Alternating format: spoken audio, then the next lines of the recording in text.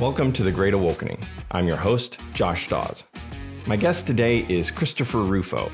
He is a journalist and conservative activist who has probably more than anyone done more to make critical race theory a household name.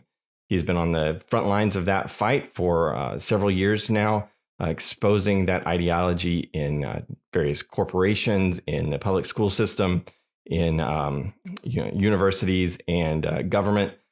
He's currently working with Governor DeSantis down in Florida to really kind of transform the university system down there and remove a lot of the DEI bureaucracy.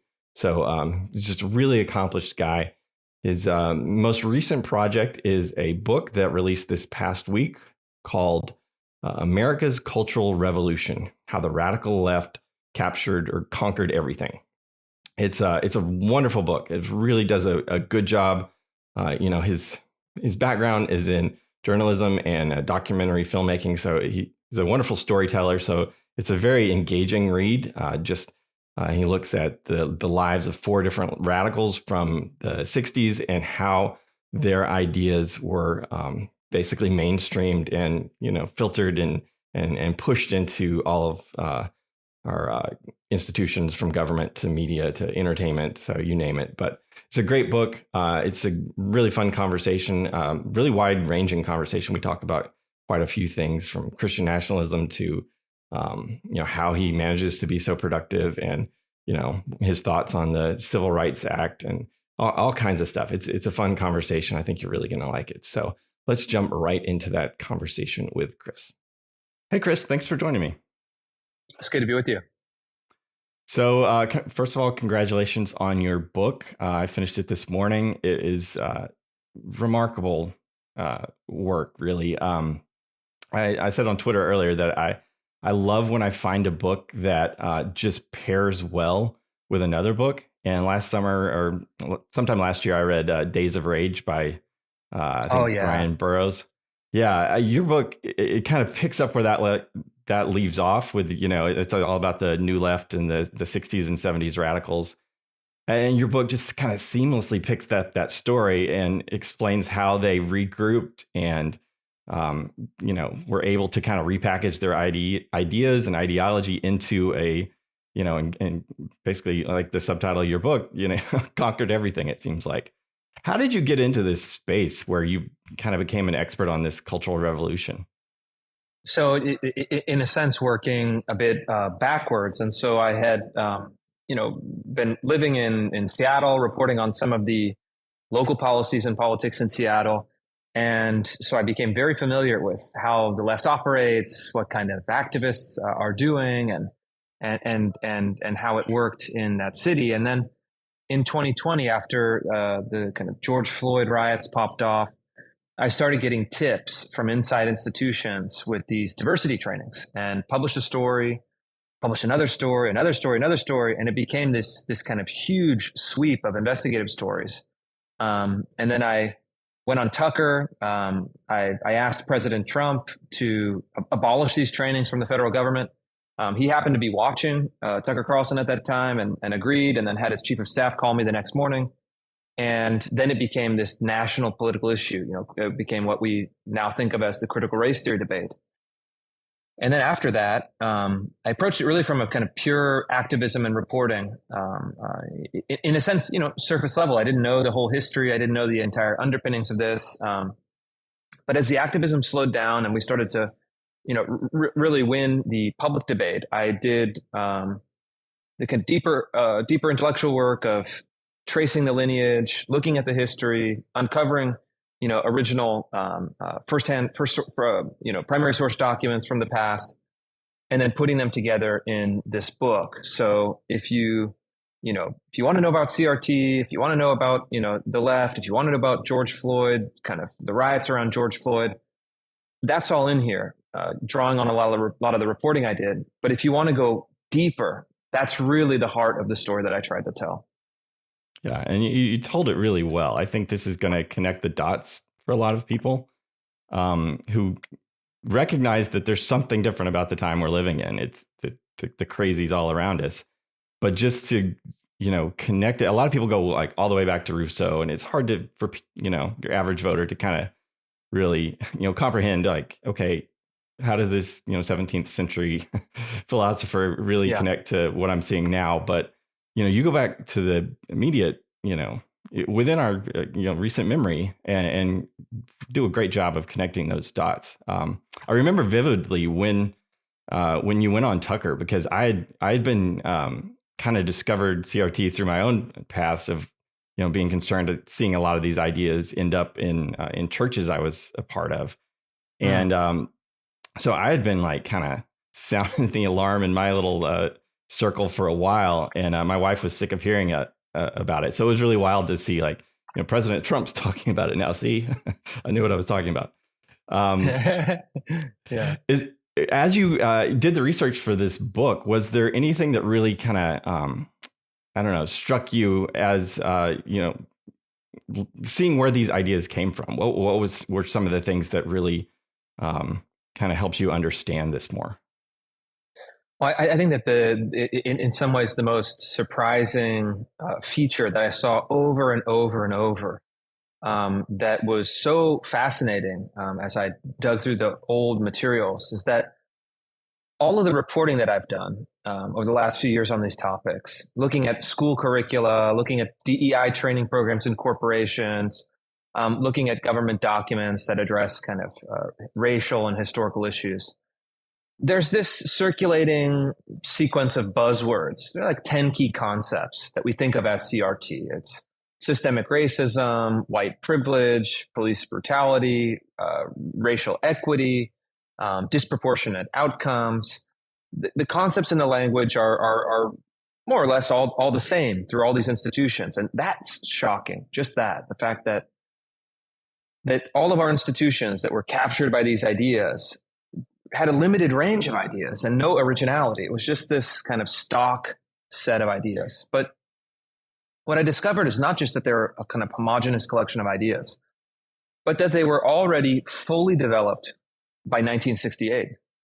And so the whole Black Lives Matter movement, George Floyd movement, DEI movement, they were using the exact same ideas that were outlined by the Black Panther Party, the Black Liberation Army, the Weather Underground, and other, really violent and mostly Marxist-Leninist radical groups. And so you read those pamphlets and you realize, wow, all of the tropes that we're seeing today, even the 1619 Project, the New York Times presented 1619 Project as this new insight, as this amazing new frame for looking at the history of race in America. But the Black Liberation Army, which was involved in assassinating police officers and agitating for violent revolution, already included that framing and that exact argument that 1619 was the true founding of the country in their guerrilla warfare manuals that sought to recruit fighters for their cause. And so what struck me is that you can perceive the entire transmission of these ideas. And the ideas haven't changed, the words haven't even changed in most cases. But the real interesting part of the story is then, well, how did they conquer all of these institutions? How did they go from the fringes of guerrilla warfare manuals all the way to your child's kindergarten classroom? And so that, to me, the acquisition of power is the most interesting and was really the driving force behind the book. Yeah, it was interesting in the book. You talked about just the difference between how like some of our, we now think of as like super left wing institutions, responded to that in the 60s. New York Times condemning the Black Panthers and things like that. What was the secret to their success without just spoiling your whole book? How did they do it? Yeah, I think at the end of the day, if you wanted to boil it down to kind of one secret or one technique or one attribute that really is the driving force behind their success, I would say it's that they wanted it. I mean, you get the sense from all of their literature and writing and biography, all of the various elements that I wove through the book, that these folks were fanatical, devoted, determined, self-disciplined in their own way. And they were willing to do what it took in order to take institutional power and impose their ideas.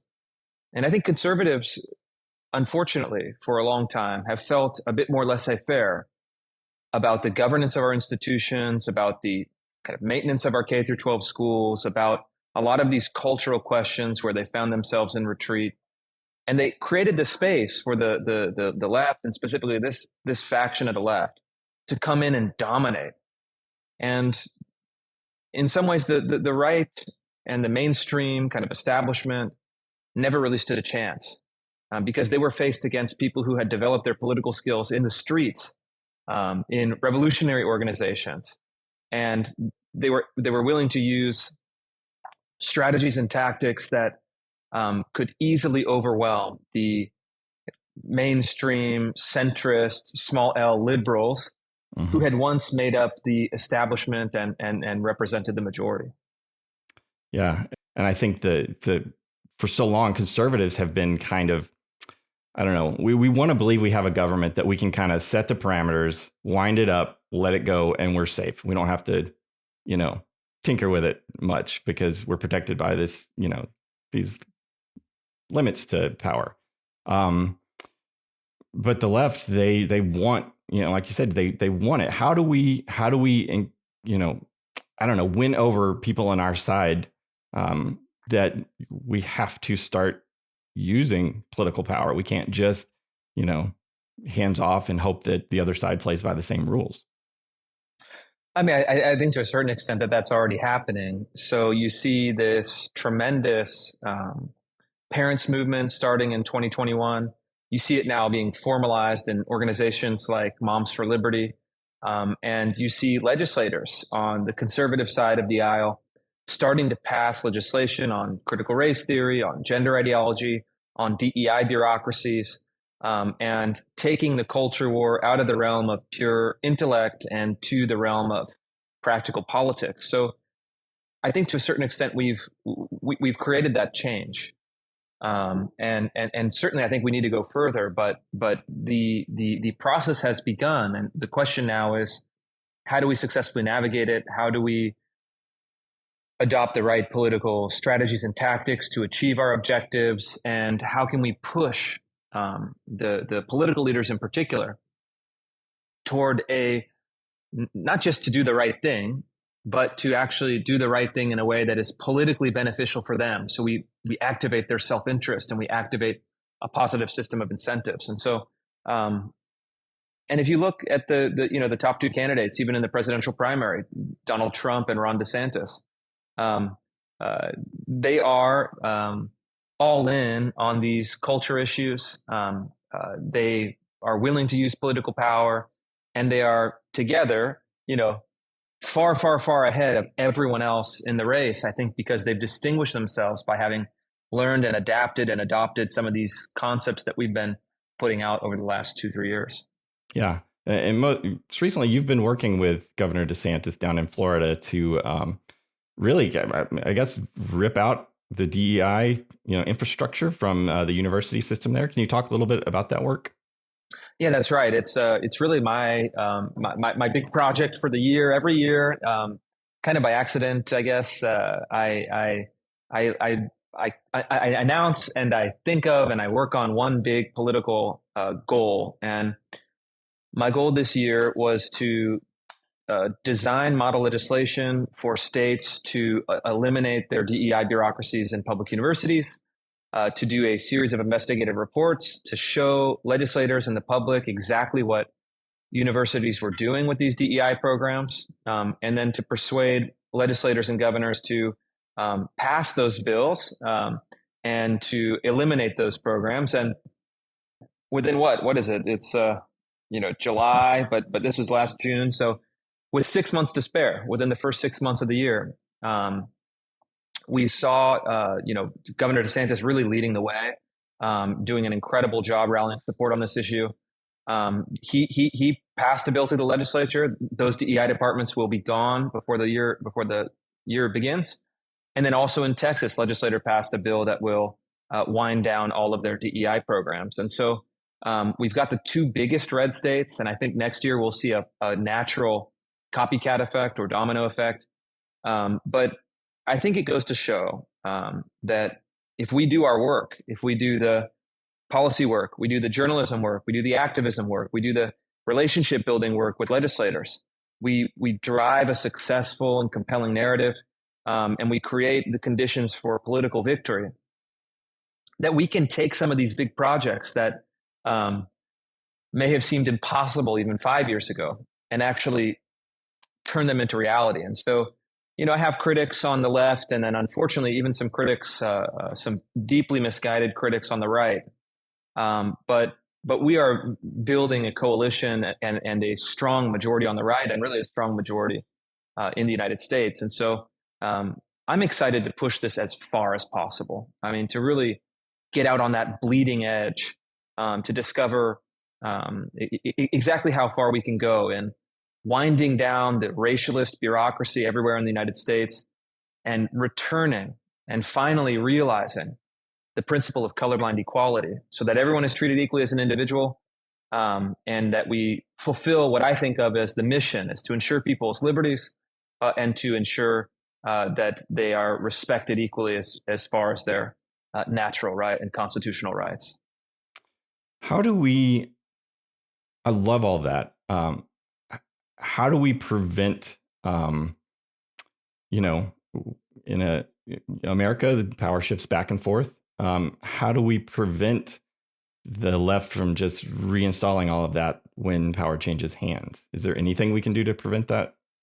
I mean, the most important thing that you can do is to start locally. So if you are in a red school district or municipal district or whatever the local institutions are, and all of those structures, if you're in a kind of a red exurban school district, you should have kind of red and conservative leaning school board members that are not going to change as the national electorate kind of ping pongs back between 48% one way or the other.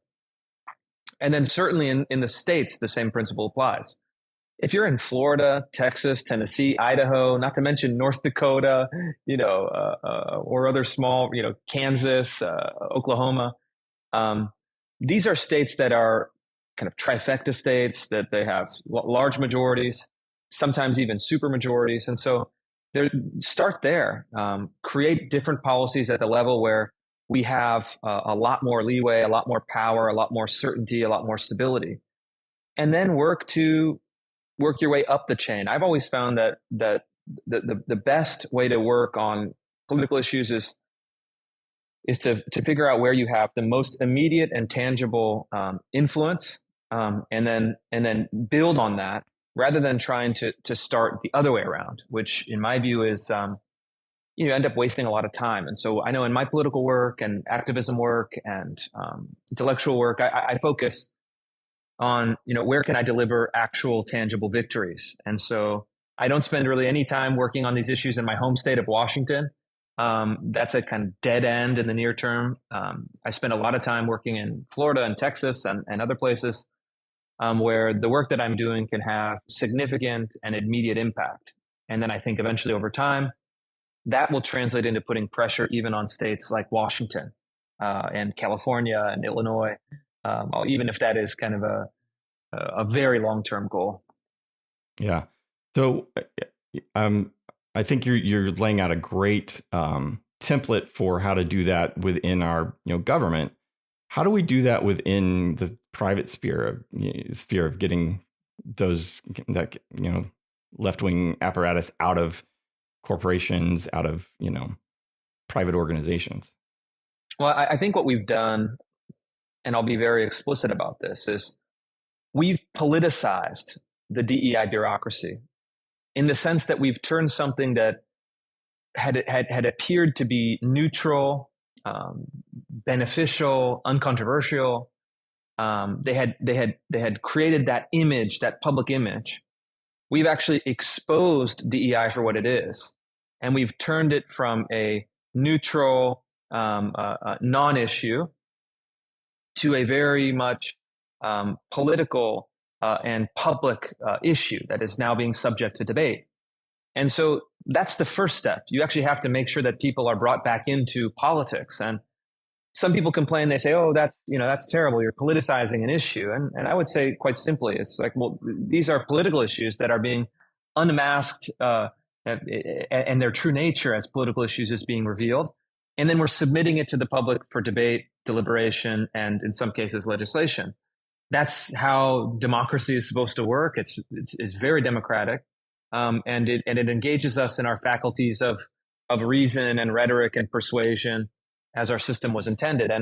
And so what we've done is DEI is now a very political issue. And over the last year, we've not only eliminated it in public universities, but we've seen even reporting that came out today in the Wall Street Journal that the DEI industry and private corporations is in total chaos. We are really destroying the stability and the growth trajectory of that industry in private America. And there's, massive layoffs. There's a massive decrease in hiring. There is kind of low morale among diversity officials, many of whom are seeking to get out of the industry.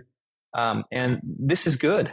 I mean, we're using our private capacity and our market influence and our public relations influence to make these programs untenable, to make these programs unpopular, and even last year and this year continuing, private Silicon Valley firms that are very profitable, that are very left wing, that are in very blue states, have started to quietly fire hundreds of their DEI employees. And so I think that's great. And I would like to see the career prospects of DEI as an industry be so unattractive for people that it is kind of naturally, through market mechanisms and supply and demand, something that repels the average person, repels the corporations, and appears, as it should be, as an intellectual and economic dead end. And I think some people may be shocked or may be offended by that, even on the right somehow, that it's somehow unfair to change the perception of things and to seek outcomes outside of a pure libertarian market mechanism. But I just think that the average conservative voter and certainly conservative political leaders would fall into this category. Some of them have recognized that culture is important, and we need to shift cultural attitudes in addition to just kind of liberating the free market. I'm a free market guy. I support a free enterprise and the productivity and creativity of entrepreneurs, obviously. But there's no economic argument for DEI, and so as such, I think even libertarians should be very much amenable to my cause. Mm-hmm. What advice do you have for someone who maybe is working in a woke corporation? Are there things that employees of these companies can do to kind of push back internally, or is that kind of taking a risk with your career? I think it's high risk, but I think that's changing. I think the risk is significantly less than it was even a year or two ago. And so I would recommend for employees to get organized, to start building internal. I was talking with a pilot, a friend of mine, was a parishioner at my church, fellow parishioner. And he was saying at his airline, I won't name the airline, he's organizing kind of a conservative group for pilots and flight attendants, a Christian group for pilots and flight attendants, and they're distributing literature, they're advocating in company communications portals, they're wearing their own pins and insignia to signify that, hey, we're part of this conservative and Christian employee engagement group. And he's found that to be really actually powerful, something that he started on his own. It's been obviously permitted and respected by the company. And he said that it's really changed attitudes, and people have started to feel more comfortable pushing back, and they've even shifted company culture. And so I think that you have to do that in a way that's sophisticated, smart, respectful, compassionate, but also firm and tough and courageous. And so I think that's part of it, really kind of employee advocacy that provides a countervailing pressure. But then we just also need to influence executives to get tough on these issues, and then to also see that there is a cost to going too far left on culture issues. And we've done this with a number of companies. The best example recently is Bud Light, of course. They're getting absolutely hammered by conservatives, and that to me is good. And so if you have both of those things happening simultaneously, both of those pressures, you have internal employee pressure putting a countervailing force, you have a external public pressure putting a countervailing force. These executives who are, they have their antennas up, they're incentive-based thinkers, they're going to start making the right decision, not because they believe one way or the other. It's irrelevant. Who cares what they actually believe personally? What matters is their decisions politically and economically, and as a matter of company policy. And so that's what I seek to influence. And in a way, you're not even really changing hearts and minds. You're just changing incentives. And corporations are creatures of incentives, and they'll follow those incentives once they become clear. Yeah. Okay. So let's say we are successful in this project. We're able to kind of rip DEI out of all of these institutions. Does that solve the problem? It's kind of a chicken or the egg. These ideas were obviously present before, DEI became a thing. DEI kind of packaged it and mainstreamed it a bit. Has the damage been done? Like, are we going to see, we don't have an official DEI department, but hiring is still, done through that lens, or, we're still going to have, our, focusing, we're going to be promoting these issues because it's just the right thing to do. Yeah, I mean, I certainly think it's just the beginning. It's not the end, right? So no, the goal is not achieved, but the first goal, if you break down a goal into many sub goals and then you rank order them, in terms of priority according to how you can develop momentum, how you can build victories that can then scale, how you can actually have a domino effect embedded in the logic of your campaign. Getting rid of DEI is the first step. I think the next step is to get the Supreme Court to overturn precedents like Griggs versus Duke Power Company, which facilitated a lot of these what's called disparate impact theory cases that put pressure on corporations to do race-based decision making. I think that you can also have that external component of cultural pressure from the right that needs to get organized and institutionalized as a political force. And then I think that you have a Department of Justice under a future conservative administration that goes to war with private corporations that are discriminating on the basis of race, whether it's through their DEI departments, through their hiring processes, through illegal race preferences and quotas, euphemistically called affirmative action, and actually have a DOJ under a conservative president that brings in all of these great right-wing and conservative lawyers, and then punishes these companies that violate the law. I mean, and then forces them to comply with full colorblind equality, and makes them enforce that kind of policy company-wide. And so there's a lot of things that we can do, and this requires a really complex and multifaceted campaign. But the good news is that there are a lot of people working on these issues. I have a small working group that is a kind of private working group that we've been working on some policies. So ultimately, look, I'm optimistic. I think like the title of the book is How the Radical Left Conquered Everything. And to the extent that we're talking about cultural institutions, that's true. But it's not inevitable that that's the status quo forever. And in fact, I think we have a very strong capacity to reconquer institutions, to build alternative institutions, and to retake the very basic democratic structures and orient them away from this kind of racialist ideology and back towards those American principles of liberty, equality, and really the promise of the Declaration itself. Yeah. Charles Haywood wrote a really glowing review of your book. I think yesterday came out. And in that, talking about the conclusion of the book where you talk about we need a counter revolution, he suggested that perhaps we need to look at repealing the Civil Rights Act. And, if you read, what's his name? Christopher Caldwell? Caldwell. Yeah. Mm-hmm. The Age of Entitlement. he makes a very compelling case that the civil rights movement, culminating in the Civil Rights Act, basically gave a template that all of these other activist groups have been able to just apply and gain more and more power over the years. Do you think that's repealing that is something that conservatives need to consider? Is that a piece of this? Yeah, I mean, I don't think it's feasible. I don't think it's desirable. I don't think that is the right solution. I'm sympathetic to Caldwell's argument that the civil rights bureaucracy that built up after the passage of the Civil Rights Act in 1964 has enabled the kind of what we could call a second constitution, or we could say it enabled some of these race-based policies, even required them or incentivized them.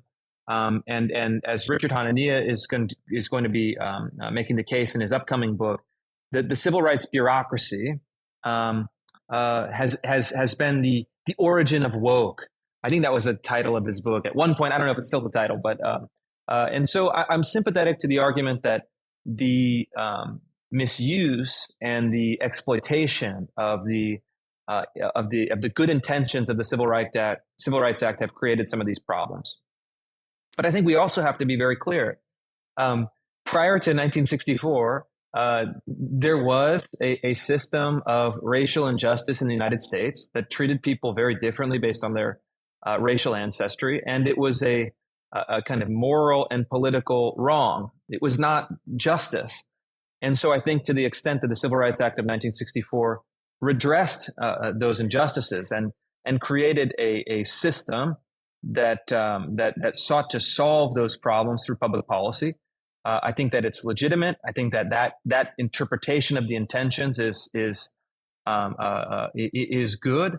Some of my mentors, even that are now kind of staunch conservatives, participated in the passage of the Civil Rights Act. It was, of course, supported by President Nixon, who took office as president a number of years later in 1968.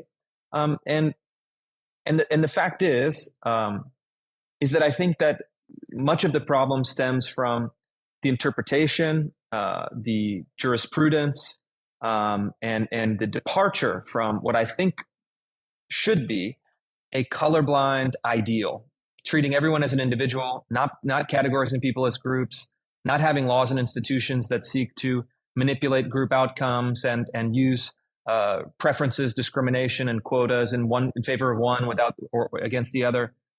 And so I think that you could, and it is also practically feasible, which is another important point.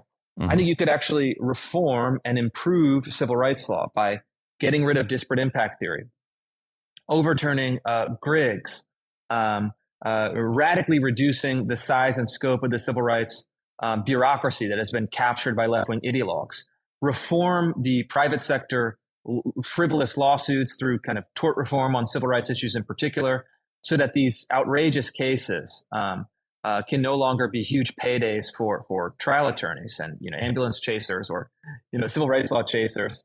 And then I think that you can have another thing is you can immediately repeal Lyndon Johnson's executive order, which still stands to this day, on affirmative action. Get rid of affirmative action, and I think we can get a system that with these a number of reforms can maintain and reform and in some ways strengthen the promise of the Civil Rights Act to provide complete individual equality in a colorblind manner and require all of our institutions to behave that way. It gives people the maximum freedom of speech and association that is promised by the First Amendment, for example. It protects and makes sure that governments do not segregate, do not scapegoat, do not treat people differently in discrimination. And I think that is something that can also practically be achieved. And so I think that while I understand that the criticism and the diagnosis from someone like Caldwell, I think that the proposal to abolish the Civil Rights Act is not the wise policy choice moving forward. Sure. So with everything that we have, I'm with you. I would love for us to return to that colorblind ideal, the ideals of our founding. Everyone's created equal. What how do we do that when the other side is not committed to that? So just let's take hiring, for instance. We can, conservative company can, or, even just a non-political, hiring manager can decide, I'm just going to hire the best person for the job. Well, especially in a lot of like corporate white collar, settings, the only way that, whether or not someone is qualified is you look at their resume, you see that, okay, they went to this institution, they held a job at this place, so you don't really know what you're inviting into your company. Is there, while we want to aspire for colorblind, is there a way that we could maybe not be ideology blind, whereas we're not inviting these problems? You shouldn't be ideology blind. Yeah, no, you should. Those are totally compatible. You should say, hey, we measure people on their individual merits. We don't discriminate on the basis of race, let's say, but we absolutely do make distinctions on the basis of ideology. And so if you are not aligned with the mission of the company, the values of the company, even the political orientation of the company, that will go against you in the hiring process. That's totally legal. If someone is a blue-haired communist and you are running the Black Rifle Coffee, it's supposed to be kind of a conservative coffee thing, or any of these other companies. I don't know the specifics, but you can absolutely say, you know what, blue-haired communist is not a good fit for our office. That's totally fine. It just as like a radical atheist would not be a good fit at a Catholic elementary school. I think that is something that we should have pursue unapologetically. There's nothing wrong with that in my view.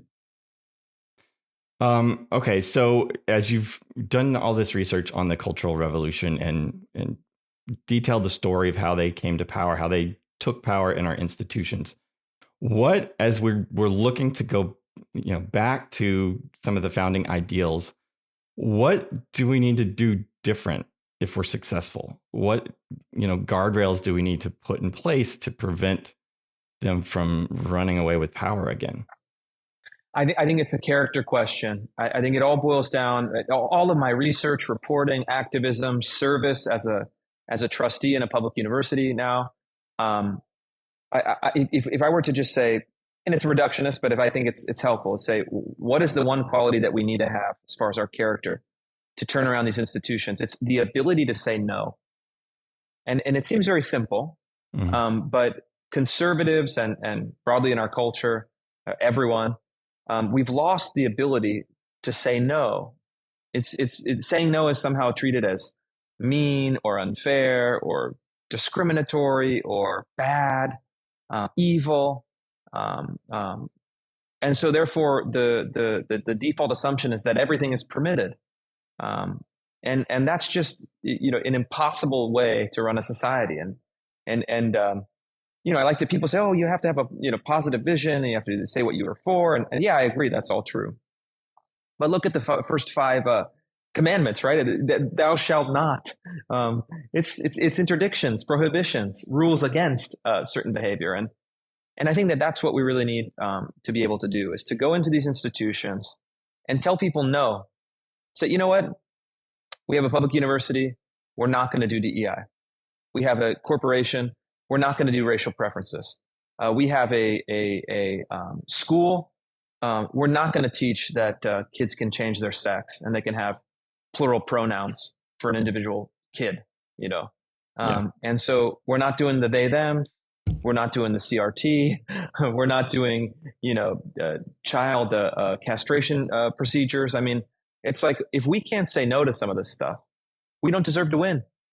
That's a very basic kind of characterological kind of necessity. It's an imperative, and so I think it's like, look, any good parent knows this. Yeah. Have you read Failure? You got to say no. Yeah. Have you read Failure of Nerve? I think it's Edwin Friedman. I haven't, but that sounds great. What's the main thrust of it? Yeah. So he's just talking about, that's the missing, character quality in so many leaders in our managerial class, that we don't have the nerve to say no, to be that kind of non-anxious presence that isn't like, caving. He talks a lot about empathy and how empathy is weaponized against weak leaders to, and you see that in so many companies where, the employees just kind of running things. And it's a great book. You should read that. It's so bad. And it's so, from kind of a character perspective, I think that there's a couple of character types that I think are very important in the United States. There's the frontiersman, right? That's an important kind of archetype in our history. There's the strong silent type, the men who, who kind of led the battleships in World War II, your kind of silent generation style men. And then there's these great entrepreneurs, from the Wright brothers on, that were, they would not take,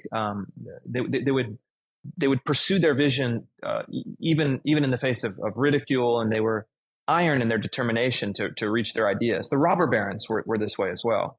Robber barons were are mistermed as robber barons. Those were some incredible leaders, and all of those character types have disappeared. We have now we have pajama boy, we have male Barbie, we have empathy man. It's like we have these actually ridiculous stock characters in our culture, and the real kind of tough American characters have disappeared. And so we have an archetypal problem in a cultural kind of collective culture sense, and all of those figures, it's almost like they seem odd and out of place. It's like you're seeing a cowboy, walking down the streets of Williamsburg, Brooklyn. You'd say, oh, wow, this person doesn't fit here anymore. That's the nature of our institutions in a lot of ways. Yeah, sure.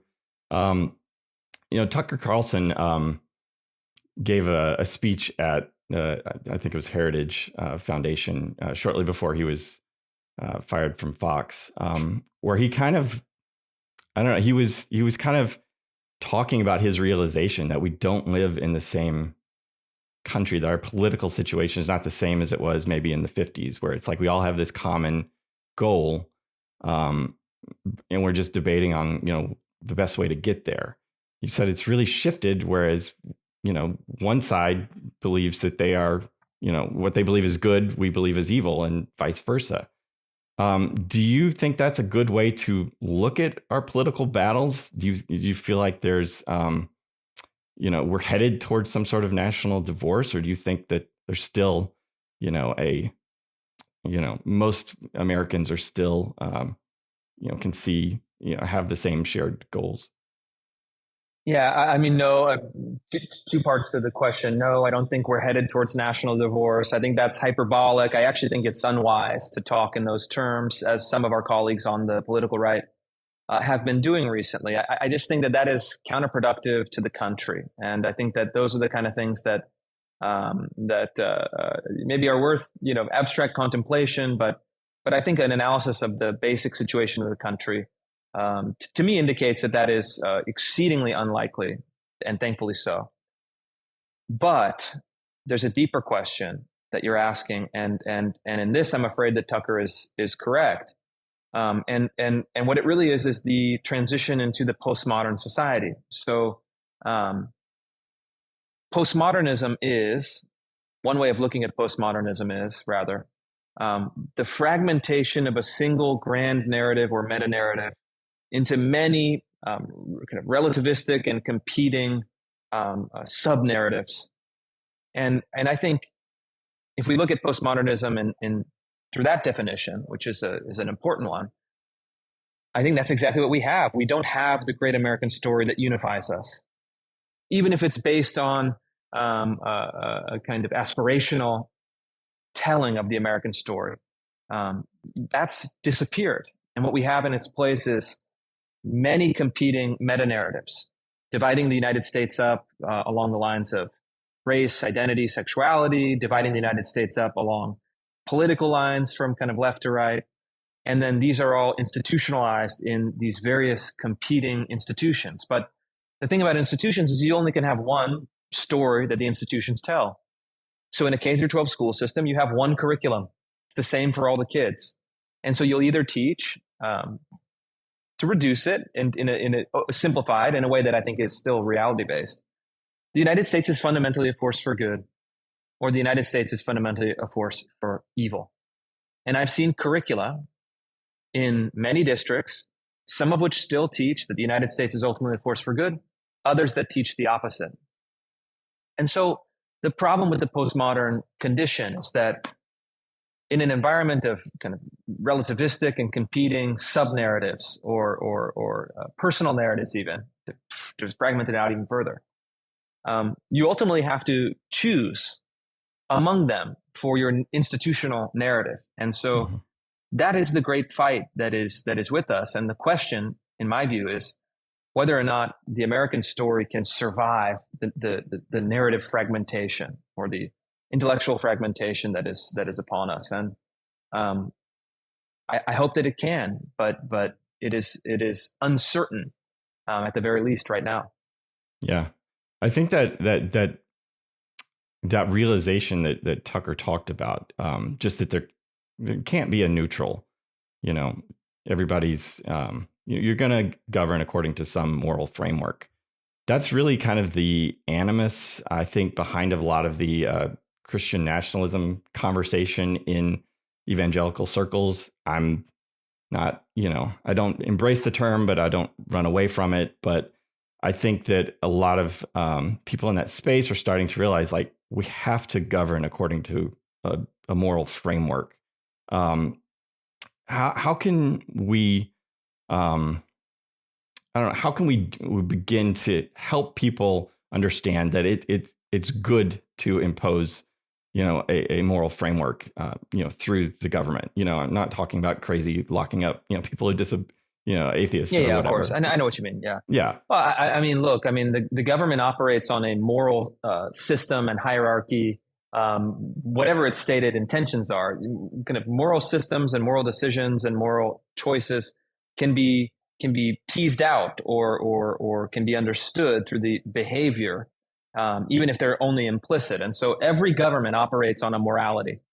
And so the question is, what is the moral system that underpins the government? I think that the founders made it quite clear that it was the system of natural rights. It was Lockean liberalism. It was a civic culture of a plurality of churches, almost exclusively Christian churches and Protestant churches at that time, that were to be delegated to the private sphere, to separate the political and theological to an extent that was new in the history of European civilization, but still respected that ultimately that moral framework was the one that was guiding decisions. It created a consensus.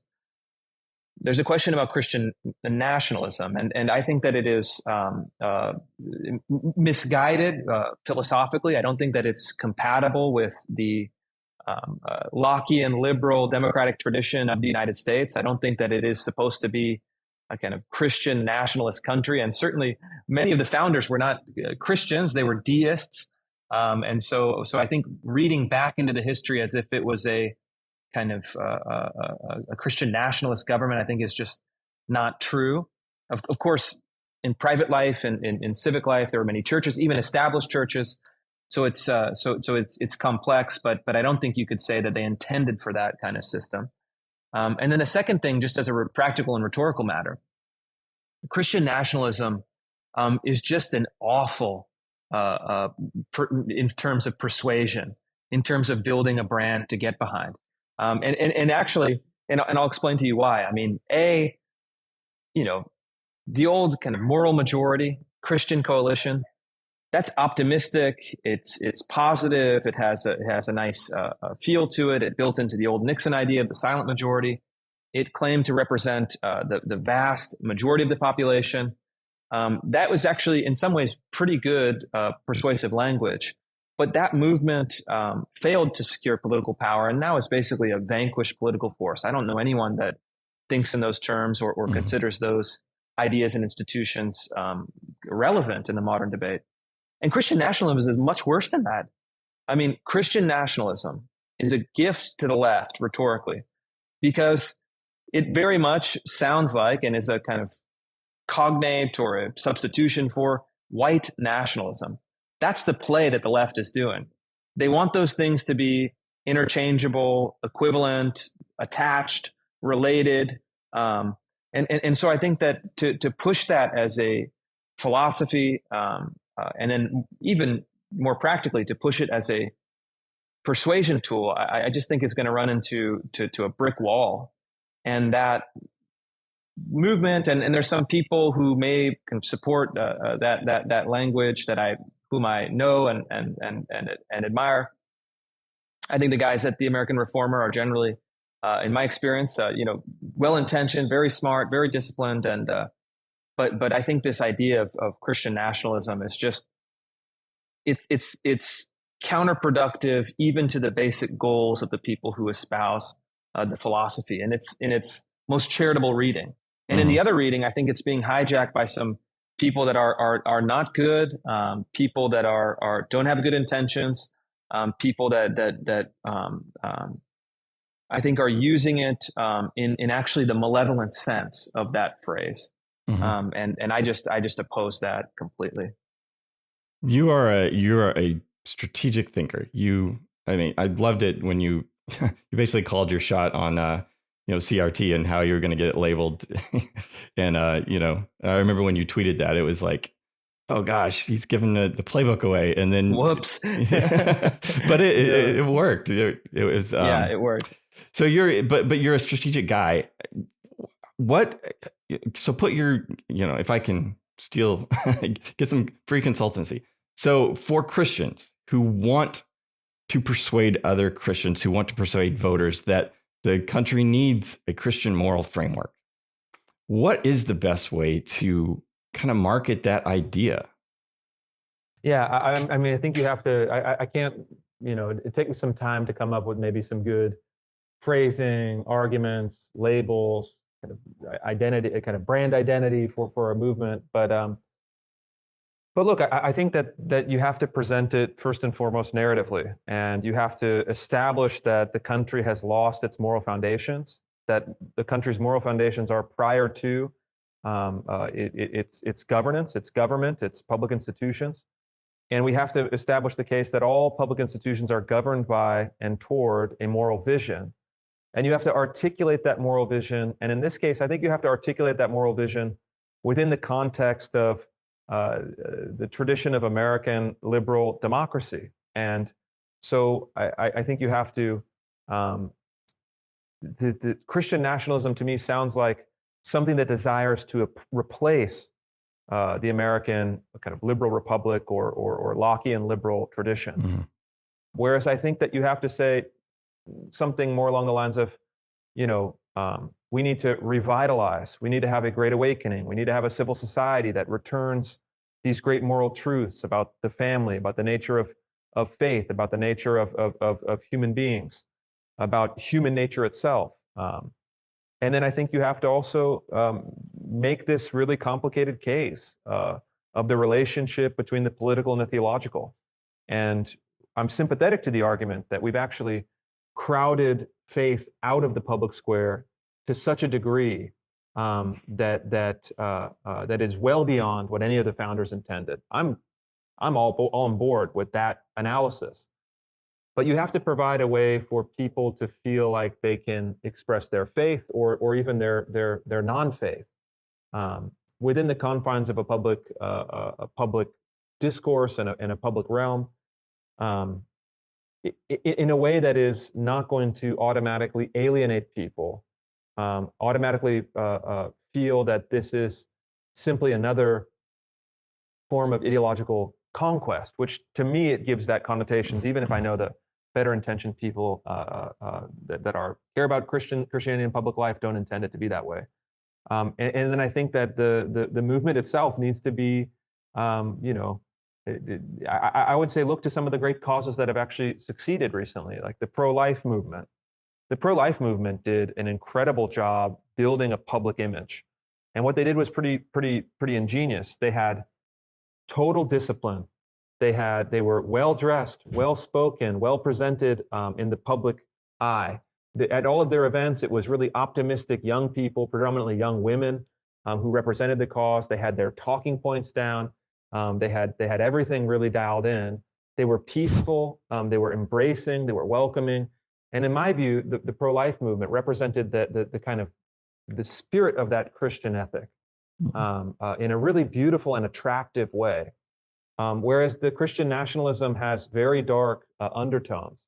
And I just don't think that it's a vehicle for communicating something that I think that you in particular would want to communicate. And so I just think that we need a revitalization of faith in public life, but we need to do it in a way that is truly Christian, truly charitable, truly embracing, and that is also sophisticated as far as a political campaign. Yeah, that's helpful. You've been able to do something that so many people aren't able to. Most of us, we're frustrated about what's going on. We rant on Twitter, but you've actually been able to accomplish real things in real life. How do you do that, and what advice do you have for others to kind of get beyond just kind of venting online? I think it's all an intention. So that's my goal. I want to use the online debate as a means to the end of getting concrete political changes. And I am explicit about that. I'm intentional about that. I'm very open about that. That is what I'm doing. And so I think if a lot of us on the right, people that desire that, first, make sure that that's really what you're doing, that you truly desire that. And then figure out, well, what do I need to do to turn my online, kind of keyboarding or whatever you want to call it, into an actual effective political activism. And so I just think that it is, and there's techniques and strategies, of course, we can talk about those another time, but the beginning point is to be really honest with yourself about what you want to be doing and what your intentions are, what your goals are. And then I think if you're dogged in the goals and you're kind of mindful of how you go about achieving them, the specific answers to that question will be revealed as you engage in the practice. Thanks. That's really helpful. Well, Chris, this has been a great conversation. I've really enjoyed it. I like to leave my guests, there's so many black pills in the world, and we're talking about cultural revolution. So it's heavy stuff. What is something that is giving you hope right now? Oh, well, I'll tell you one thing that's giving me hope, and I'll transition it into a shameless plug. Americans want to know the answers to these questions. And when my book debuted earlier this week, it debuted at the #1 bestseller spot on Amazon because there's been a frenzy of interest in trying to figure out exactly where things went wrong and how we can fix them. And so I'm always buoyed up by people who are in this conversation, who are seeking answers, who are trying to make positive changes. And I think that's what it's all about. Awesome. Excellent. Well, congratulations on the book's success. I hope it gets shared widely. I know I will be recommending it to a bunch of people. Thank you so much. Thanks, Chris. That's our show for this week. Big thanks to Christopher Rufo for joining me for this conversation. I really wish I had had more time to push back a little bit on the discussion about Christian nationalism, particularly in some of the things he said about our founders, being deist and kind of their intentions for this country. I think that that's a topic I want to explore more in a coming episode. So I'm going to try and track down a guest to specifically look at the faith of our founders and what their intention was, how they looked at this country at its founding. Was this a Christian nation? Did they have a more secular project in mind? So I think that's a really interesting space to explore. And I would have loved to have had more time to kind of go back and forth with that with Chris. But as it is a really great conversation, his book is phenomenal. Please pick that up. There'll be links in the show notes where you can purchase that. You're really going to enjoy that. So I definitely suggest you check that out. If you enjoyed this conversation, please share it on social media. On I guess it's X now instead of Twitter. Share it there. If you're watching on YouTube, like and subscribe. If you're listening, ratings and reviews over at Apple Podcasts are really helpful. Until next time, I will talk to you soon.